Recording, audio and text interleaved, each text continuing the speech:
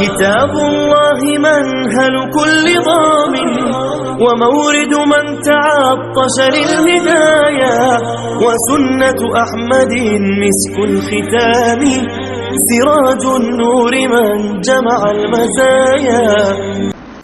الحمد لله رب العالمين والصلاة والسلام على أشرف الأنبياء والمرسلين اللهم صل وسلم على نبينا محمد أما بعد. قال الله تبارك وتعالى في القرآن المجيد والفرقان الحميد ورتل القرآن ترتيلا. وقال النبي صلى الله عليه وسلم ان اللہ يحب ان يقرأ القرآن كما انزل. وقال النبي صلى الله عليه وسلم في مقام آخر اقرأوا القرآن بلحون العرب واصواتها او كما قال عليه الصلاة والسلام. عزیز طلبہ و طالبات، آج الحمدللہ ہماری تجوید القرآن کلاس کا پہلا روز ہے، اور اس میں ہم انشاءاللہ حتی الامکان تجوید کی بنیادی جو تجوید کے اجزاء ہیں، تجوید کی ضروریات ہیں، ان سے متعلق انشاءاللہ العزیز ہم کچھ باتیں پڑھیں گے اور تجوید کا تعارف پڑھیں گے. اللہ تعالیٰ نے قرآن مجید میں ارشاد فرمایا وَرَتِّلِ الْقُرْآنَ تَرْتِيلًا،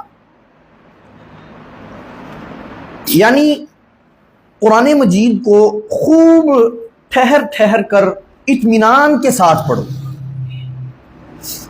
اور ایک جگہ اللہ تعالیٰ نے فرمایا وَرَتَّلْنَاهُ تَرْتِيلًا، یعنی ہم نے قرآن مجید بواسطہ جبریل علیہ السلام اپنے رسول صلی اللہ علیہ وسلم کو ترتیل کے ساتھ پڑھ کر سنایا.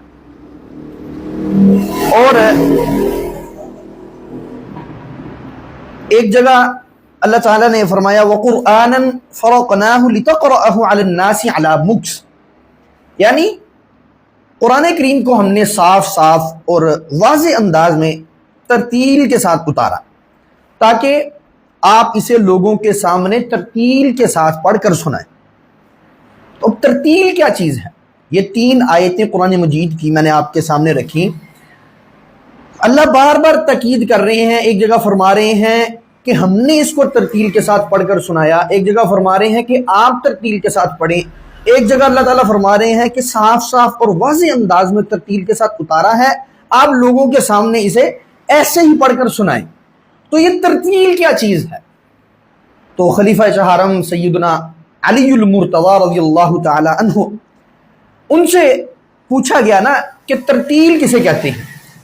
تو آپ رضی اللہ تعالی عنہ نے فرمایا الترتیل هو تجوید الحروف ومعرفۃ الوقوف، یعنی حروف کو تجوید کے ساتھ ادا کرنا، یعنی اس کے مخارج و صفات کے ساتھ ادا کرنا، اور اوقاف میں ماہر ہونے کا نام ترتیل ہے. اب تجوید کیا ہے اور اوقاف میں مہارت کیا ہے، یہ ہم انشاءاللہ آگے سبقاً اپنے نصابی کتابوں کے اندر پڑھیں گے انشاءاللہ تعالی. تو تجوید کا ایک موٹا سا معنی یہ لے لیں کہ قرآن مجید کو اس طرح پڑھنا جس طرح اللہ تعالیٰ نے نبی مکرم جناب محمد رسول اللہ صلی اللہ علیہ وسلم پر نازل فرمایا ہے. اور اوقاف میں مہارت الترتیل ہوا تجوید الحروف ومعرفۃ الوقوف، اوقاف میں مہارت یعنی قرآن مجید میں کہاں پر وقف کرنا ہے، کہاں پر نہیں کرنا، کہاں پر وقف کرنے سے معنی ٹھیک رہے گا، کہاں پر وقف کرنے سے معنی میں خرابی ہو جائے گی. مثال کے طور پر ہم سورۃ الفاتحہ لے لیتے ہیں. سورۃ الفاتحہ کی تمام آیات میں ہم کسی پر بھی وقف کر لیں تو معنی بالکل درست ہے.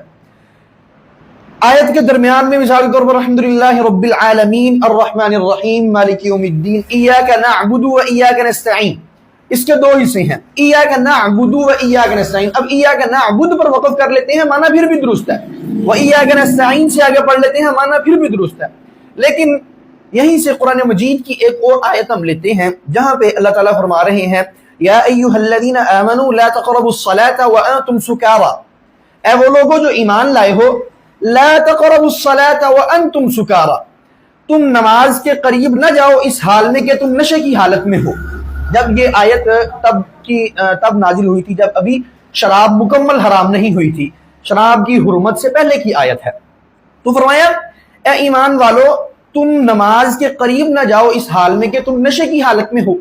اب قاری کوئی پڑھنے والا جس کو پتہ ہی نہیں ہے کہ وقف کہاں پر کرنا ہے کہاں پر نہیں کرنا، کہاں پر وقف کرنے سے معنی خراب ہوگا، کہاں پر وقف کرنے سے معنی درست رہے گا، کہاں پر وقف کرنے سے آواز میں نکھار پیدا ہوگا، کس طرح وقف کرنے سے آواز میں نکھار پیدا ہوگا، جس کو یہ کچھ پتہ ہی نہیں ہے وہ یہاں پر وقف کر دے یا ایھا الذین آمنوا لا تقربوا الصلاۃ، اے وہ لوگوں جو ایمان لائے ہو تم نماز کے قریب نہ جاؤ، وہ آگے اب پڑھے ہی نہ، وانتم سکارى کے الفاظ کی ادائیگی ہی نہ کرے، تو اس سے معنی میں اتنی بڑی خرابی پیدا ہوگی کہ اگر انسان یہ جان بوجھ کے کر رہا ہو تو انسان کفر کے دانے تک پہنچ سکتا ہے، اور اگر اس کو شعور ہی نہیں ہے، لا علم ہے وہ، تو پھر اس کے لیے ضروری ہے کہ وہ علم کو حاصل کرے، اور وہ علم کیسے ملے گا؟ یہ تجوید پڑھنے سے اور تجوید کی کتب کے ساتھ منسلک ہونے سے۔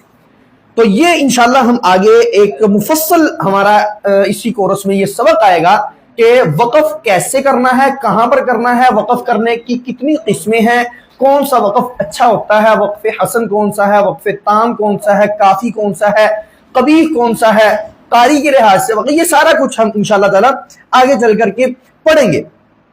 تو تجوید جو ہے اس کا لغوی معنی جو ہوتا ہے نا، یعنی لغوی کہنے لغت یعنی زبان میں اس کا جو لفظی معنی ہے نا وہ ہوتا ہے عمدہ کرنا یا اچھا کرنا، کسی چیز کو اچھا کر کے پڑھنا، کسی چیز کو عمدہ کر کے پڑھنا۔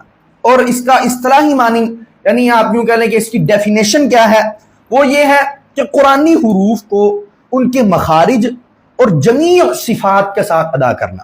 مخارج یعنی جس جگہ، مخرج کہتے ہیں کسی چیز کے نکلنے کی جگہ، اور تجوید کی اصطلاح میں مخرج کہتے ہیں حروف کے نکلنے کی جگہ کو، تو مخرج کی جگہ ہے مخارج، تو حروف کو ان کے مخارج سے ادا کرنا، یعنی جہاں سے حرف نے ادا ہونا ہے ایگزیکٹ اسی پوائنٹ اسی جگہ سے اس کو ادا کرنا۔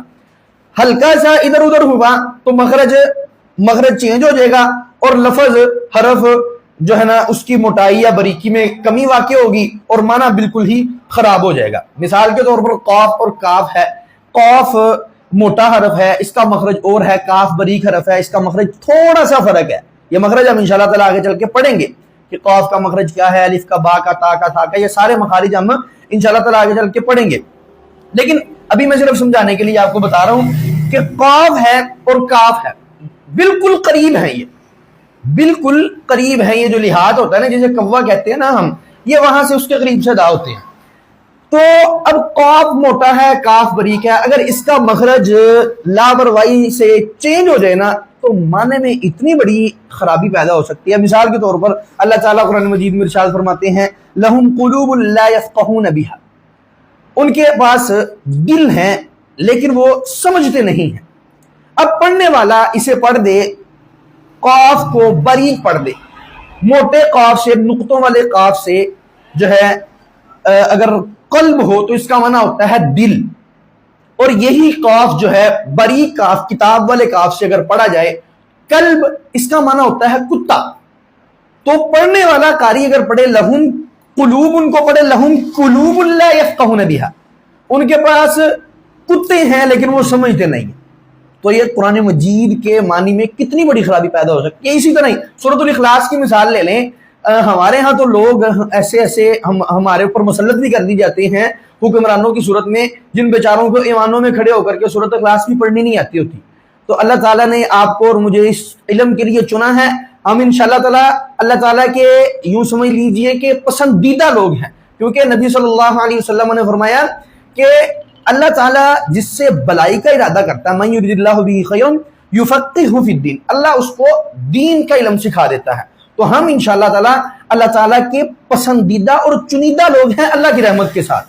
تو بات میں کر رہا تھا کہ لوگوں کو سورۃ الاخلاص نہیں صحیح پڑھنی آ رہی ہوتی، تو یہیں پر ہم پہلا حرف اس کا لے لیں، قل هو اللہ احد ہے، اس کو اگر کوئی پڑھنے والا پڑھ دے قل هو اللہ احد، قل کا معنی ہے کہیے، هو اللہ احد اللہ ایک ہے، اور اگر یہی قل بریک کا سے ہو تو اس کا معنی ہوتا ہے کل کھائیے، کھاؤ اللہ ایک ہے، یعنی اللہ ایک ہے کھاؤ اسے، نعوذ باللہ من ذالک۔ اتنا معنی جو ہے نا خراب ہو جاتا ہے، اور انسان علم ہی نہیں رکھتا اس بات کا، اسے پتہ ہی نہیں ہوتا، اور وہ لاپرواہی کی وجہ سے ایسے کام کر جاتا ہے جس سے وہ ثواب لینے کی بجائے الٹا گناہ کی طرف چل پڑتا ہے۔ تو ہم نے انشاءاللہ تعالی اس کے اندر ان اپنی اغلاط کو، ان غلطیوں کو درست کرنا ہے۔ اکثر بڑی غلطیاں حروف کے مخارج اور صفات درست نہ ہونے کی وجہ سے ہوتی ہیں۔ مخارج میں نے آپ کو بتا دیا کسے کہتے ہیں، اور یہ آپ کو ایک موٹی سی تعریف بتا دی، اور صفات صفت کہتے ہیں کسی چیز کی خوبی یا خامی، ٹھیک ہے، اس کی خوبی یا خامی، یہاں پر ہمارے ہاں تجوید کے اندر خوبی کہا جائے گا، ٹھیک ہے۔ تو ان کی حروف کے مخارج اور صفات کے درست نہ ہونے کی وجہ سے بہت بڑی بڑی غلطیاں ہو جاتی ہیں۔ اسی لیے مخارج اور صفات میں ماہر ہونے کو ہی حقیقت تجوید کہا جاتا ہے، اور لہجہ اور خوش آوازی سے پڑھنا یہ ایک محبوب انداز تلاوت ہے۔ اچھا، یہ بات آپ نے سٹارٹ میں ہی یاد رکھنی ہے کہ قرآن مجید کو اچھی آواز کے ساتھ پڑھنا فرض نہیں ہے۔ اگر اللہ نے قدرتی طور پہ، یہ اللہ تعالیٰ کی دین ہوتی ہے، آواز بھی یہ اللہ تعالیٰ کی طرف سے ایک تحفہ ہوتا ہے، ٹھیک ہے، گاڈ گفٹڈ ہوتی ہے۔ تو اگر اللہ نے آپ کو آواز نہیں دی، آپ کوشش کے باوجود، آپ 2 مہینے 3 مہینے 4 مہینے لگا کے، سال لگانے کے باوجود آواز اچھی نہیں کر پاتے، تو آپ کی اللہ کے ہاں پکڑ کوئی نہیں ہے۔ کیوں؟ اللہ تعالیٰ نے آواز کو اچھا کرنے کا حکم نہیں دیا۔ اللہ تعالیٰ نے نبی صلی اللہ علیہ وسلم نے، اور جو ہے تجوید کے تدوین کرنے والے مدون، انہوں نے اس چیز پر فوکس کیا ہے کہ حروف کو، قرآن مجید کو تجوید کے مطابق پڑھنا ہے۔ اور تجوید قطعاً اچھی آواز کا نام نہیں، ہمارے استاد محترم بلکہ میرے استادوں کے استاد ہیں، بہت بڑے شیخ ہیں، اور تجوید و قرات کے اندر ایک پایا ہے، لیکن اپنی زندگی ساری لگانے کے باوجود وہ، انہیں ہم کہیں نا کہ آپ مصلی پہ کھڑے ہو کر کے نماز پڑھا دیجیے، وہ کہتے ہیں آپ کو پتہ ہی میں نماز نہیں پڑھا سکتا، یعنی کہ ان کی آواز خوبصورت نہیں ہے۔ لیکن میں یہ سمجھتا ہوں کہ دنیا میں اگر کسی کو اس علم کے حوالے سے کچھ سوال درپیش ہونا، آپ ان کے سامنے وہ سوال رکھ دیں، وہ کچھ سیکنڈز میں، انہیں کتابیں دیکھنے کی بھی ضرورت نہیں پڑتی، کچھ سیکنڈز میں وہ اس کا جواب جو ہے نا فوری بتا دیتے ہیں۔ لیکن آواز اچھی نہیں ہے، اب وہ تلاوت محافل میں جا کے نہیں کر سکتے، وہ خوبصورت آواز سے قرآن کو نہیں پڑھ سکتے۔ ہاں، وہ قرآن مجید کو تجوید کے ساتھ پڑھ سکتے ہیں، قرآن مجید کو بہت اچھے تلفظ کے ساتھ ادا کر سکتے ہیں، اور معانی میں خرابی پیدا کیے بغیر خود بھی پڑھ سکتے ہیں، اور آگے ہزاروں لوگوں کو پڑھا بھی سکتے ہیں، اور ہزاروں کو پڑھا چکے ہیں۔ تو یہ قطعاً اپنے ذہن سے آپ نے بات نکال دینی ہے کہ آواز کو خوبصورت کرنا تجوید کا مقصد ہے۔ تجوید کا مقصد قطعاً آواز کو خوبصورت کرنا نہیں ہے، لیکن جنہیں اللہ تعالیٰ نے آوازیں دی ہیں وہ آوازوں کو مزید نکھاریں۔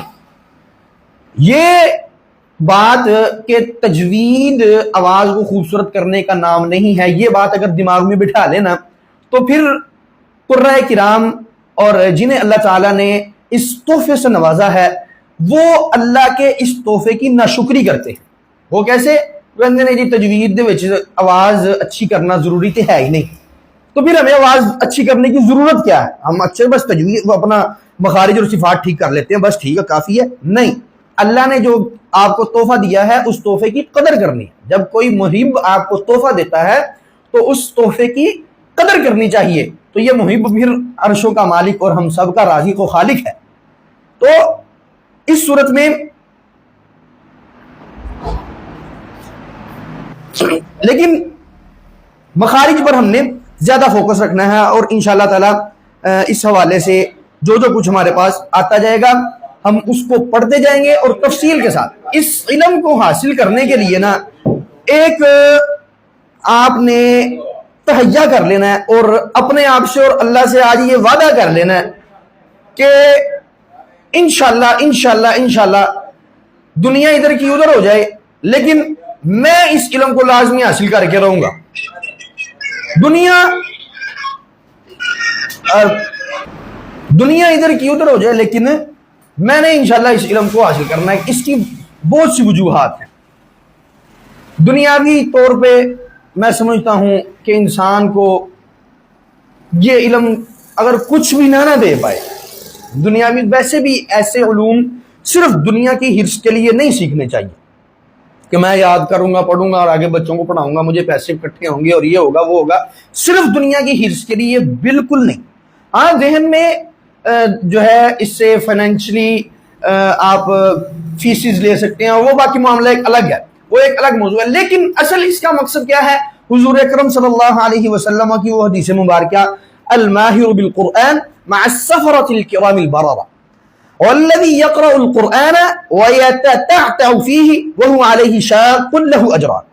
اللہ کے نبی صلی اللہ علیہ وسلم نے فرمایا، سنن نسائی کی حدیث، فرمایا قرآن مجید کی عمدہ قرات کرنے والا نا، اچھی قرات کرنے والا، مع السفرة الكرام البررة، وہ پاک باز فرشتوں کے ساتھ ہوگا۔ والذی یقرأ القرآن، یہ اگلی بات، یہ ان لوگوں کے لیے جو لوگ ایک دن پڑھ کے 2 دن پڑھ کے جب کوشش کرتے ہیں لیکن دوسرے تیسرے دن کے بعد انہیں لگتا ہے کہ میں پڑھ ہی نہیں سکتا، میں اٹکتا ہوں اور مجھ سے ادائیگی ہو ہی نہیں سکتی، یہ ان کے لیے اگلی بات۔ فرمایا والذی یقرأ القرآن ویتتعتع فیہ وہو علیہ شاق لہ اجران، جو تلاوت کرتے ہوئے اٹکتا ہے اور تلاوت کرنا اس پر مشکل ہو جاتی ہے، لہو اجران، اللہ اس کو 2 اجر عطا فرما دیتا ہے۔ کوشش بھی کرتا ہے لیکن کوشش کرنے کے بعد جو ہے پھر بھی وہ ادائیگی نہیں کر سکتا، وہ اس کے لیے اللہ تعالیٰ نے 2 اجر رکھے، ایک کوشش کرنے کا اور ایک اس کی ادائیگی کرنے کا۔ تو یہ ان لوگوں کے لیے اللہ تعالیٰ کی طرف سے ایک تحفہ ہے اور اللہ تعالیٰ کی طرف سے ایک حوصلہ افزائی ہے۔ 1 منٹ رکیے گا۔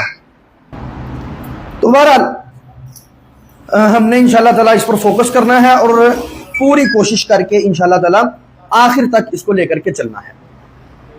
آخری بات کر کے اپنی بات کو ختم کیے دیتا ہوں۔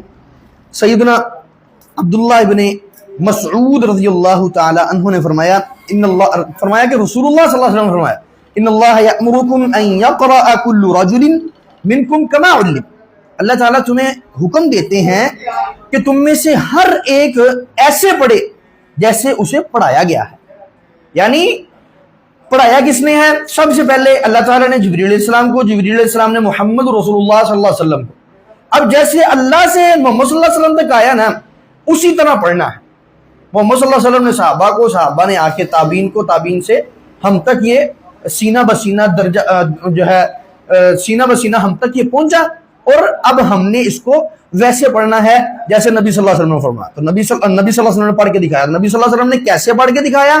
ام المؤمنین سیدہ حفصہ رضی اللہ تعالی عنہا فرماتی ہیں کہ آپ صلی اللہ علیہ وسلم کی قرات کیسی ہوتی تھی؟ فرمایا وَيَقْرَأُ بِسُورَةٍ فَيُرَتِّلُهَا حَتَّى تَكُونَ أَطْوَلَ مِنْهَا، یعنی آپ صلی اللہ علیہ وسلم سورت کو اس قدر خوب ٹھہر کر ترتیل سے پڑھتے کہ بڑی سے بڑی ہو جاتی اور لمبی سے لمبی ہو جاتی۔ یعنی نبی صلی اللہ علیہ وسلم بڑی پیار اور محبت سے پڑھتے، ایسے نہیں پڑھتے تھے جیسے ہمارے ہاں تراویحوں میں پڑھتے ہیں، جیسے ہمارے ہاں شبینوں میں پڑھتے ہیں۔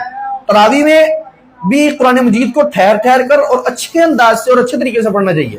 قرآن مجید کی تلاوت کے 4 طریقے ہیں، حدر، مشق، ترتیل، تدویر۔ یہ انشاءاللہ آگے ہمارے سبق میں آئیں گے اور تفصیل کے ساتھ آئیں گے، وہ ہم انشاءاللہ تعالیٰ اس وقت پڑھیں گے۔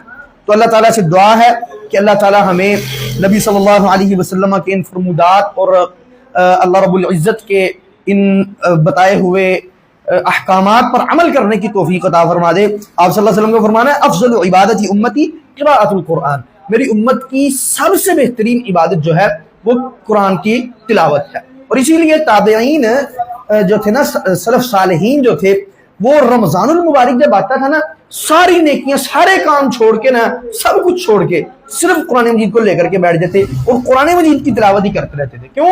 سب سے افضل کتاب اور سب سے افضل عبادت اللہ رب العزت کی یہ قرآن مجید ہے.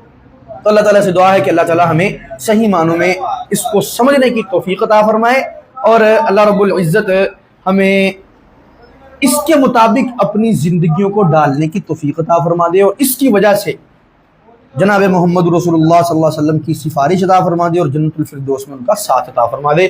وآخر دعوانا ان الحمد للہ رب العالمین. كتاب الله منهل كل ضامن ومورد من تعطش للهدايا وسنة أحمد مسك الختام سراج النور من جمع المزايا.